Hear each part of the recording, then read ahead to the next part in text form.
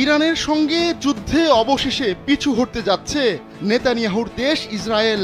গাজায় বর্বরোচিত হামলার পর কোনো পাল্টা হামলার মুখে না পড়লেও ইরানে হামলা করে ভয়াবহ বিপদে পড়েছে তেল আবিব। নিজেদের ছোট্ট ভূমিতে ইরানের তীব্র হামলা তারা বেশি দিন সইতে পারবে না বলে আগেই আশঙ্কা করেছিলেন বিশ্লেষকরা। ঘটনাও ঠিক সেদিকেই যাচ্ছে। ইরানের সঙ্গে যুদ্ধ থামাতে চাইছেন নেতানিয়াহু। এজন্য ইতোমধ্যে ইরানকে গোপন বার্তা পাঠিয়েছে দেশটি। ইসরায়েল যে এই যুদ্ধ আর বেশি দিন এগিয়ে নিতে চায় না, সেই বার্তা পৌঁছেছে ইরানে। যুক্তরাষ্ট্র তার আরব মিত্রদের মাধ্যমে ইরানের কাছে ইসরায়েলের এই বার্তা পৌঁছে দিয়েছে। আরব ও ইসরায়েলি কর্মকর্তাদের বরাত দিয়ে সোমবার মার্কিন সংবাদ মাধ্যম ওয়াল স্ট্রিট জার্নালের এক প্রতিবেদনে এই তথ্য জানানো হয়েছে।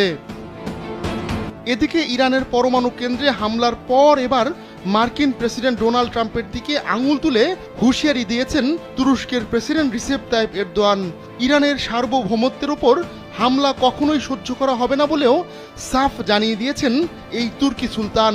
সোমবার তুরস্কের রাষ্ট্রীয় সংবাদ মাধ্যম আনাদোল এজেন্সি এ খবর জানিয়েছে।